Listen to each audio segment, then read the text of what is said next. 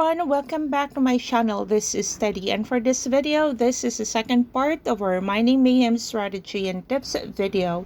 So without further ado, let's go down to business. And before that, don't forget to like this video and subscribe to my channel. Thank you guys. So this mining mayhem will be included in the world event, and the world event schedule will start today. That will less than in 1 hour for states 361 to 384, state 583 to 606, state 475 to state 498, state 841 to state 846. Mining Mayhem will be added to the World Event Season 4 or the Meteorite Season. Alright, so what are the buffs that are valid for the Meteorite or the Mining Mayhem? So your settlement buffs works for Mining Mayhem. That are the buffs that are under your war. And at the same time, your governor buffs, be it individual buffs or individual honor rather, as well as your state buffs. The last but not the least will be your research lab buffs that you can get every time you occupied a research lab on a special map. But just a reminder, guys, that the buffs is only covering all the settlements within the mining area. So this event requires a lot of resources as well as speed up. So we are going to talk about that as well for this video. How are we going to minimize the usage of your resources and speed ups, as well as saving up your troops. Alright, so how are we going to minimize the usage of resources as well as your speed ups, as well as to save up your troops during this event or during normal days outside the research lab fights? Both your auxiliary buildings and your settlements are not safe for the entire duration of this event. If your alliance is not really that strong to hold or defend your garrison, or you don't have a lot of resources as well as speed ups, you can avoid the attacks from your auxiliary buildings by building them 1 hour before the research lab fights open. Because for sure, some of these alliances are going to demolish your auxiliary building. So you have a choice. Either you are going to defend it or you are going to save up your resources as well as your speed up for future uses. And since the construction time only requires 5 minutes, I'm not really sure if this will be the same in the live server, guys. But instead of defending your auxiliary buildings, you can always rebuild this right before the research lab fights for your additional buffs. When it comes to your settlement safety, there are only a few choices for your safety for this map, guys. First one is use your peace flares, but of course not every one of us have unlimited peace flares or shield. The second one is use your recon jammers and have your big players reinforce you for stats. Or you can set rallies to the infected to the farthest part of the map and set that for 1 hour, and some of your troops will be safe as well. Or sending your troops to a march on the farthest area or camping your troops in the farthest area is not really doable in this map because you can be easily hunted by other players. Another scenario, if you are a low spender or an F2P player. For example, you have 1.6 troops in your settlement, so you can send 6 marches to other settlements with peace flare or your big players. So let's say your march capacity is a maximum of 150,000, so you will have 6. And at the same time, send 1 full march to the blast shelter and set it for 8 hours. This will also save you 150,000 of your troops. So it means that this will leave a fair amount of 550,000 troops, and your hospital capacity is 180. So say you have an excess troops of 370,000. So these 370,000 or your excess troops, make sure that you hide your highest tier or highest level of troops and leave the lowest level of your troops in your settlement. The second option is only for alliances or alliance members who doesn't have a lot of strong players in your alliance or no ways to use, or you don't have a lot of peace flare as well as recon jammer or players who can reinforce you.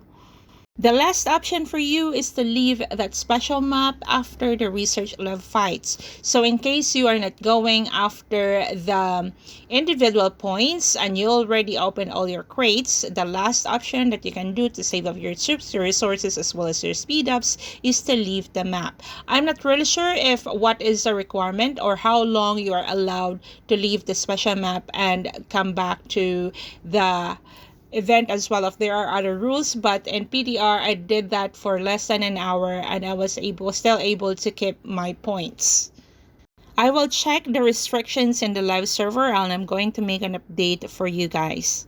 Next is how are you going to build your auxiliary building. So for me personally, this is a case-to-case basis, guys, but for me personally, the things that I need to focus on for my alliance are the troop stats or the attack, defense, HP, and lethality, as well as much speed ups to lessen the usage of the speed ups during the fights, and at the same time, the gathering speed up for Amethyst.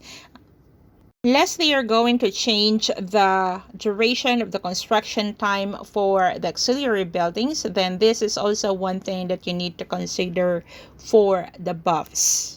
So let's go to the research lab fights. So what are the things that you need to remember for attacks? Use the latest heroes available in your state. For the defense, I'm not really sure if your hero skills work for this one because I haven't paying attention in PDR before, but in case they are working, use your defensive hero sets. If not, use the heroes with the highest stats. Since during the research lab fights, it is very chaotic that you forgot to heal your troops in between. To save up your resources as well as your speed ups, and if you have a lot of troops to use, don't bother healing troops, guys, because as soon as the event finished, within the duration of 2 hours, you can leave the map and retrieve or recover all your troops, including the troops in your hospital, troops in your settlement, and all the dead troops that happened during the research lab fights.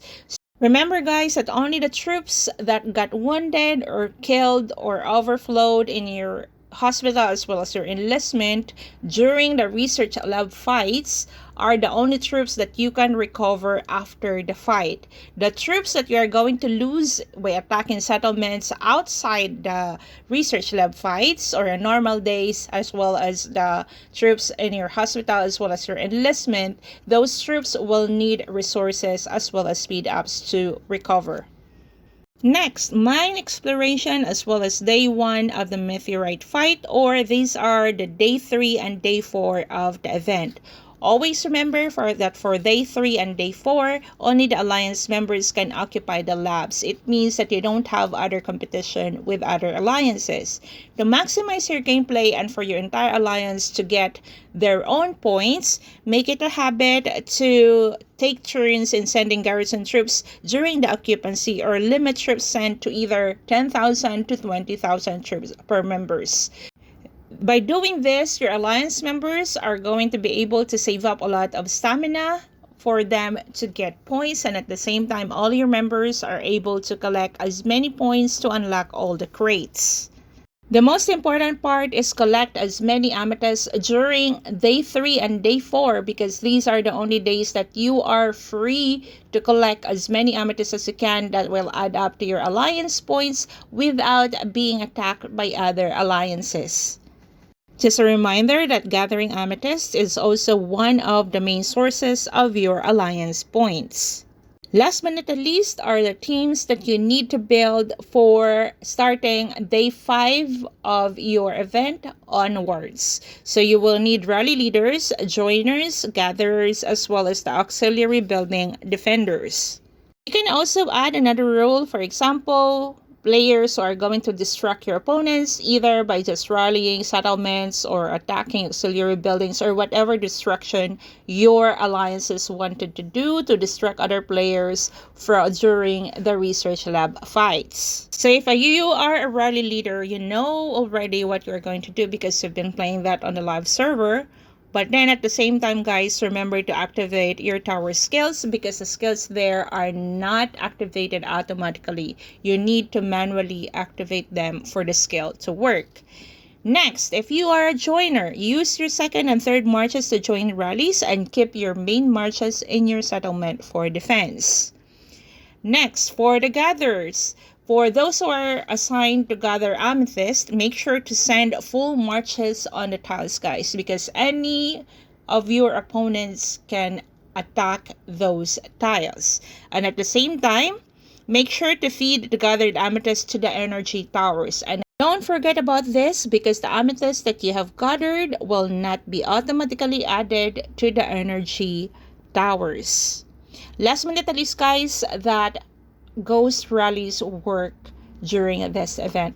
So that's it for today, and I will be updating you guys once I'm going to start playing season 4 of the world event in the live server. And at the same time, for those who are asking about the PDF or the text file of these videos, I will be adding it on my website within this week.